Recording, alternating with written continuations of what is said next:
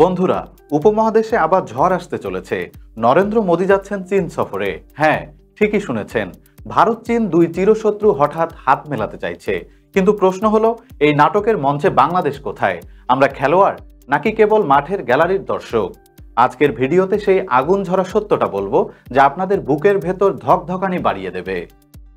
উপমহাদেশের রাজনীতি মানেই দাবার বোর্ড, আর সেই বোর্ডে আজ সবচেয়ে বড় গুটি ফেলতে যাচ্ছে ভারত মোদীর আসন্ন চীন সফর।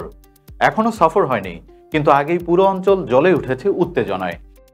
কেউ বলছে এটা হবে মধুর কূটনীতির নতুন অধ্যায়, আবার কেউ গলা ফাটাচ্ছে এটা আসলে শত্রুকে কাছে টেনে নিজের প্রভাব খাটানোর ফন্দি। তবে প্রশ্ন হচ্ছে, বাংলাদেশ কোথায় দাঁড়িয়ে আছে এই ঝড়ো খেলায়? খেলোয়াড় নাকি দর্শক?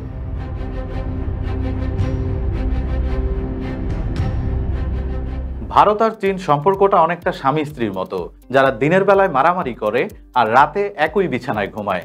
গালওয়ান উপত্যকার রক্ত এখনো শুকোয়নি। দুই দেশের সীমান্তে সেনারা দাঁতে দাঁত চেপে আছে।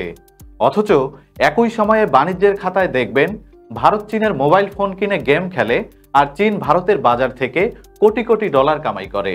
এই হলো তাদের রাজনৈতিক ভালোবাসা ঘৃণা সম্পর্ক। এমন এক টানাপোড়েনের মধ্যে মোদির চীন সফর হতে যাচ্ছে। বিশ্ব রাজনীতি বলছে এটা শুধুই সফর নয়, এ যেন দাবার বোর্ডে হঠাৎ করে ঘোড়া ফেলে দেওয়া।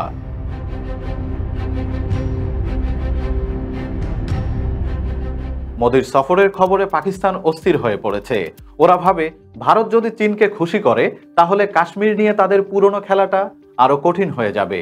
নেপাল, ভুটান, শ্রীলঙ্কা সবাই তাকিয়ে আছে। কিন্তু সবচেয়ে বড় প্রশ্ন, বাংলাদেশ কি করবে? বাংলাদেশের ভেতর দিয়ে কোনো ট্রানজিটের বিষয় এখন সামনে নেই, কিন্তু তাও সবাই হিসাব করছে, চীন যদি ভারতের সঙ্গে মিষ্টি মাখামাখি করে, তাহলে বাংলাদেশকে চাপ দেবে অবকাঠামো বিনিয়োগে। আবার ভারত চাইবে ঢাকা যেন তাদের পাশে থাকে। দুই দিকের টানাপোড়েনে বাংলাদেশ যেন অগ্নি পরীক্ষার মধ্যেই ফেসে যায়।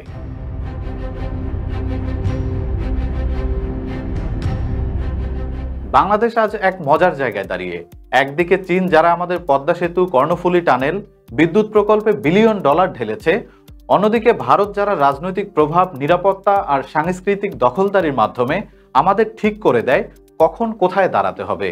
মোদির চীন সফর মানে দাঁড়াচ্ছে, দুই জায়ান্ট যদি হঠাৎ হাত মেলায়, বাংলাদেশ তখন বেস্ট ফ্রেন্ড থেকে সাইড ক্যারেক্টার হয়ে যেতে পারে। এটা কি ঢাকা মেনে নেবে?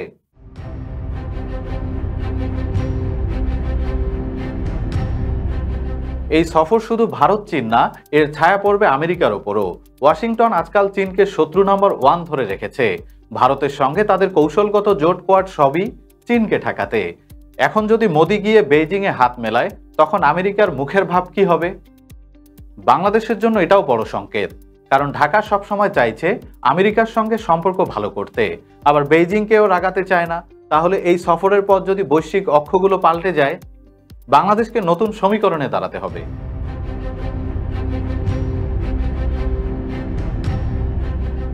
বাংলাদেশ এখন ঠিক এমন এক অবস্থায় আছে, যেমন নাটকের ভেতরে এক চরিত্র আছে, যাকে সবাই দরকার মতো ডাকবে, কিন্তু মূল আলোটা তার উপর পড়বে না।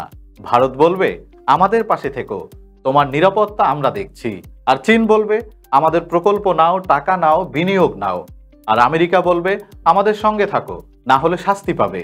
বাংলাদেশ তখন দোলনার মতো দুলবে, এক পাশে চাপ আর এক পাশে টান।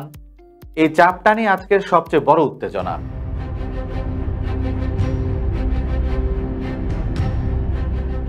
ভাবুন তো, মোদি যদি চীন সফরে গিয়ে প্রেসিডেন্ট শি এর সঙ্গে হাত মেলায়, ছবি ছাপা হয় খবরের কাগজে, ভারত বলে বন্ধুত্ব চিরদিনের, চীন বলে পুরনো দ্বন্দ্ব ভুলে যাও।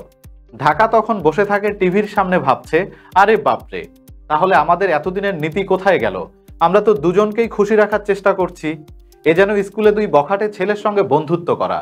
তারা ঝগড়া করলে একজনকে মানাতে হয়, আর মিল হলেই আপনি বাদ হয়ে যান।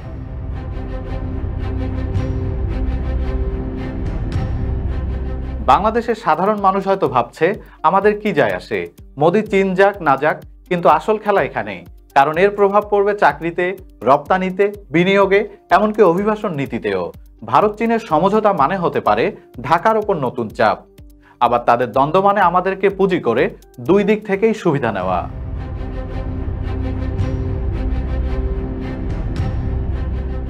অবস্থা এখন অনেকটা ঝড়ের আগের নীরবতার মতো। মোদির সফর এখনো হয়নি, কিন্তু তার আগেই উপমহাদেশে কূটনীতির মাঠ গরম হয়ে গেছে।